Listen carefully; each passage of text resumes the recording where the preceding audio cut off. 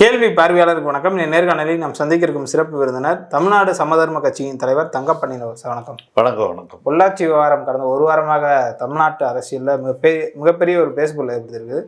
குறிப்பாக பார்த்தோம்னா அந்த குற்றவாளிகள் அனைவருக்கும் வந்து ஆயுள் தண்டனை விவகாரத்தை தொடர்ந்து பொள்ளாச்சி ஜெயராமன் மகன் எங்கே என்ற மாதிரியான ஒரு கருத்தை வச்சுருந்தாங்க. கடந்த பேட்டிகளோடு நம்ம சமமாக பார்த்துருந்தோம். அதில் அந்த சம்பவம்லாம் உண்மைத்தன்மைன்றதுக்கான பல்வேறு ஆதாரங்கள்லாம் இருக்க மாதிரியான ஒரு செய்தி வருது. இந்த சம்பவத்தை நீங்கள் எப்படி சார் பார்க்குறீங்க?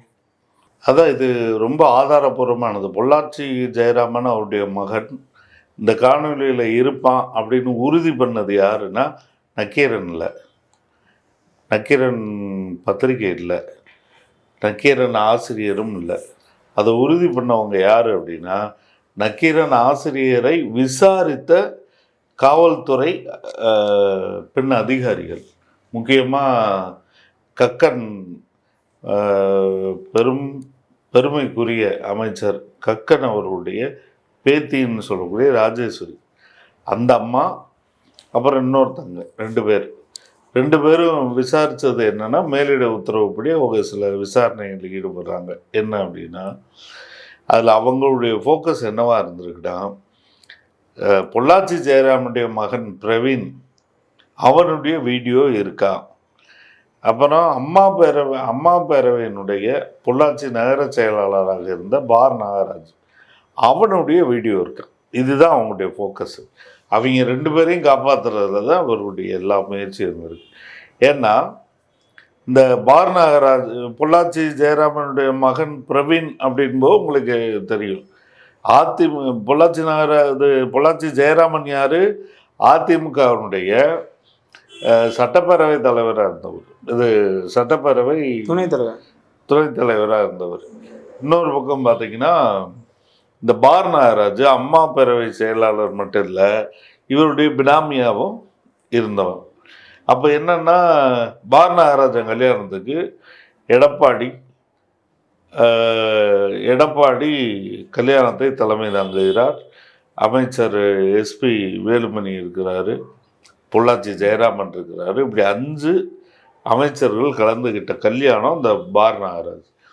அப்போ இவங்க 2 பேரையும் விடுவிக்கிறதுக்கு எல்லா முயற்சிகளும் திட்டமிட்டு சூழ்ச்சித்தனமாக செஞ்சுருக்கிறாங்க. அதில் வெற்றியும் அடைஞ்சிருக்கிறாங்க.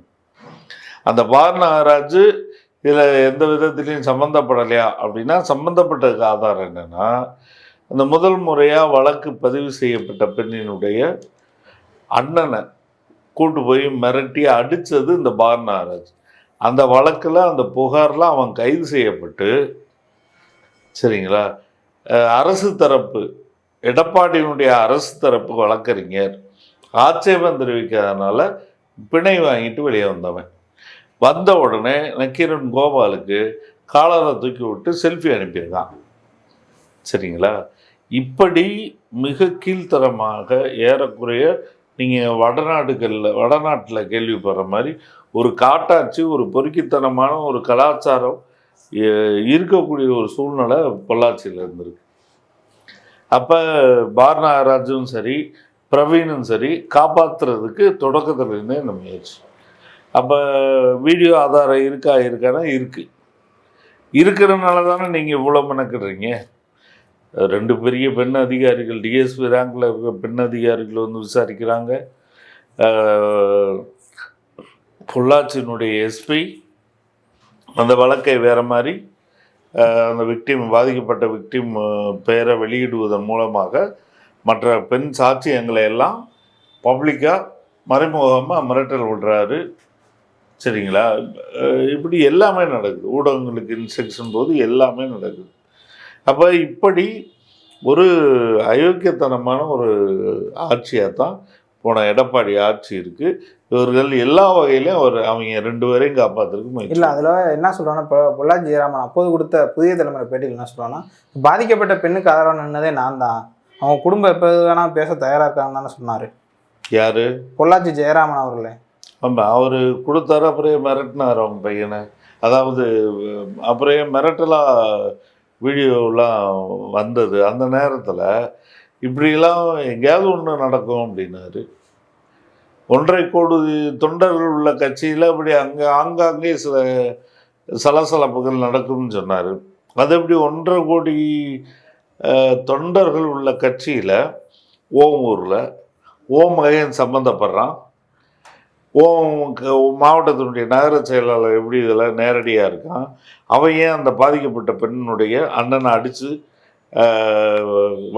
அந்த வழக்கில் சிக்கிறான், இதெல்லாம் எப்படி நடக்கும்? 1.5 கோடி தொண்டர்களுமா செஞ்சான்? இது 1.5 கோடி தொண்டர்களை அசிங்கப்படுத்துகிற விஷயம் இல்லையா? எவ்வளோ பாவம், அவங்க கோடிக்கணக்கான விவசாயிகள் இருக்கான், பெண்கள் இருக்கான், அந்த கட்சியில் தொழிலாளிகள் இருக்கான், அவனை பூரா நீ அசிங்கப்படுத்துறியா? செஞ்சது ஓம் குடும்பம், ஓம் மகன், அவன் கூட சுற்றி தெரிஞ்ச பொறுக்கி போயிலுங்க இல்லையா? அதை தூக்கி அதிமுக தொண்டர்கள் மேலே தூக்கி போடுறான். அயோக்கியத்தனமாக இல்லை அது? அப்போ இப்படி அந்த அந்த ஸ்டேட்மெண்ட்டே அயோக்கியத்தனமானது. அதை எப்படி இதை கேள்வியெல்லாம் நீங்கள் கேட்குறீங்கன்னு தெரில. ரொம்ப வெளிப்படையான பச்சை அயோக்கியத்தனம். அப்போ நீங்கள் இப்போ கேட்க வேண்டிய கேள்வி என்ன? பொள்ளாச்சி ஜெயராமன் எங்கே? இந்த வழக்கில் நீ என்ன பாதிக்கப்பட்டாங்கல்ல, நீ அந்த மாவட்டத்துக்காரன் தானே, பெரிய தலைவர் தானே, ஒரு அறிக்கை விடு. அந்த தொகுதி நீ எங்கே ஓடி ஒளிஞ்சிருக்கிற? உன் மகனை எங்கே? அவன் எங்கே இருக்கான்? அவனை மூஞ்சியில் காட்டு. அவனை ஒரு பத்திரிகையாளர் சந்திப்பில் உட்கார வை. நீ உத்தமன் தானே? 1.5 கோடி தொண்டர்கள் உள்ள கட்சியில் எங்கேயோ சில அயோக்கிய பயிலுக்கு செய்வாங்க தானே? உன் மகனை பத்திரிகையாளர் முன்னால் ஒரு சந்திப்பில் நீ அப்பட மனு வந்து உட்காருங்க. பாரநாகராஜ் எங்கே? அவன் எங்கே போனான்? அவனை கொண்டு வந்து நீங்கள் 3 பேரும் உட்காந்து ஒரு பத்திரிகையாளர் சந்திப்பை நடத்துங்க, அப்போ தெரியும் லட்சணம். இல்லை, முடித்து வைக்கப்பட்ட தீர்ப்புக்கு வந்து நீங்கள் திரும்பி இப்படிலாம் பண்ணுங்கன்னு சொல்கிறது சரியாக இருக்குமா? இல்லை, தீர்ப்பை வரவேற்று பேட்டி கொடுங்க. தீர்ப்பை வரவேற்று பேட்டி கொடுங்க. அப்போ ஜெயிலுக்குள்ளே போயிருக்காங்களா அந்த 9 பேர், உங்களை அப்போ வச்சு செய்வான். அந்த 9 பேர் மொத்தத்தில் இப்போ அவன் பூரா அவன் வாழ்க்கை முடிஞ்சு போச்சு, ரைட்டா? அவன் இப்போ என்ன வேணால் செய்ய காத்திருப்பான். நான் என்ன சொல்கிறேன், நீ 3 பேர் வந்து இந்த தீர்ப்பை வரவேற்று பேசு. 1.5 கோடி தொண்டரில் எங்கேயும் சில பொறுக்கி பயிலை செஞ்ச வேலை தானே. நீ அதிமுக பெரிய தலைவர் தானே, பேட்டி கொடுன்றேன், வரவேற்று பேட்டி கொடு. நீ உன் மகனையும் வச்சுக்க, பாரநாகராஜையும் வச்சுக்க, இந்த தீர்ப்பை வரவேற்று நீ பேட்டி கொடுன்னு நம்ம சொல்கிறோம், ரைட்டா? அப்போ இதுதான் விஷயம். நான் சந்தேகிக்கிற விஷயம் இருக்குது. அவன் 9 பேர் வாழ்க்கையும் போச்சு இல்லையா? அவன் நிச்சயமாக அந்த கதைகளை பூரா வழிய விடுவாங்க. ஏன்னா இவன் எதிர்காலத்தில் வழக்கம் உடைக்கணும்னா கூட இவங்க 2 பேரும் உள்ளே போனாங்கன்னா இவங்க மெனக்கிட்டு வழக்கம் உடைப்பாங்க. இல்லை எவன் பெத்த பிள்ளைகளோ தானே, அவனை பூரா தெருவில் விடுவான். இல்லைன்னா 10 வருஷம் 15 வருஷம் கழிச்சு அவனை ரிலீஸ் பண்ணுவான். ஆனால் இவங்க 2 பேரும் சேர்த்து இப்போ தண்டனை உள்ளே போனாங்கன்னு வச்சுக்கோங்க, இவங்க டெல்லிக்கு வரைக்கும் பயணம் பண்ணுவாங்க. வழக்கம் போல் ஒரு உத்தமர்கள் இருக்கிறாங்கல்ல டெல்லியில், அவனுங்க உடனே கூப்பிட்டு பார்க்க வேண்டிய வேலையெல்லாம் பார்ப்பாங்க. இதை அவன் யோசிப்பான்ல, உள்ளே போய் இப்போ அவனுக்கு வாழ்வாசாவா பிரச்சனை. எல்லாம் கேம் தானே, கிரிமினல் கேம்ஸு. அப்போ இந்த கிரிமினல் கேமில் அவன் ஏற்கனவே கிரிமினல் தானே அவங்க போகிறான். அவன் ஜாகடா அவன் அழிஞ்சு போகணும்னு சொல்லும்போது அவன் எல்லா வேலையும் பார்ப்பான். இப்போ அவங்களுக்கு என்ன வழி?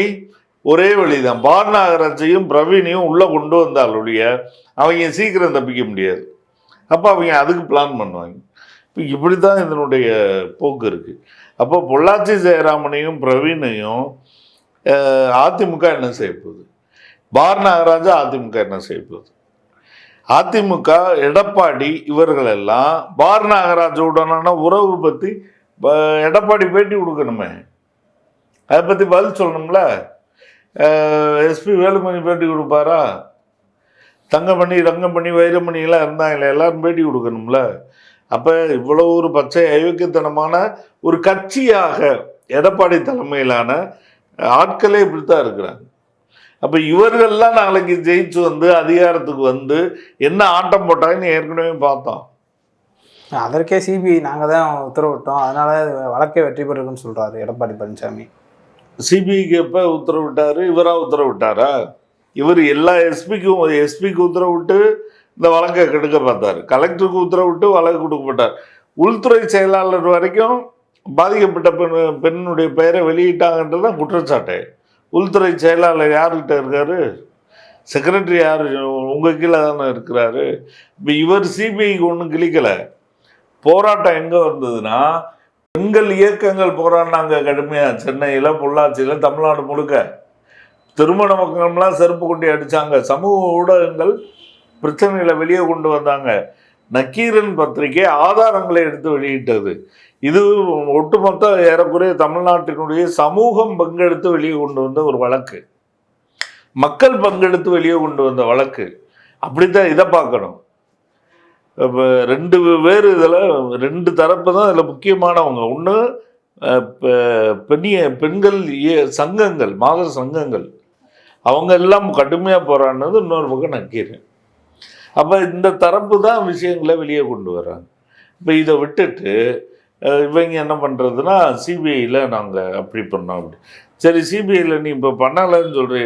பொள்ளாச்சி ஜெயராமன் மகனை எடப்பாடி யாராச்சும் கூப்பிட்டு வச்சு கொண்டு வரலாமே. சிபிஐ விசாரணைக்கு உத்தரவிடுற அளவில் இருந்தார் இல்லையா, எங்கே பாருனா யாராச்சு? அவனை நீங்கள் என்ன பண்ணி வச்சுருக்கீங்க? அப்போ இதெல்லாம் இதில் தீர்க்க முடியாத கேள்விகள். இது இன்னும் கூட ஒரு நீதி, இந்த வழக்கில் நீதி வழங்கப்படாமல் இருக்கு. அதிகார கும்பல் தப்பிச்சிருக்கு, பணபலம் படைச்ச கும்பல் தப்பிச்சிருக்கு. இந்த பொறுக்கித்தனத்துக்கு அதிகார சாட்டையாக பின்னால் இருந்த இந்த கும்பல் தப்பிச்சிருக்கு. எனவே நம்ம நெஞ்சம் இன்னும் வேகுது. இதற்கு முறையான தீர்ப்பு கிடைக்கணும்.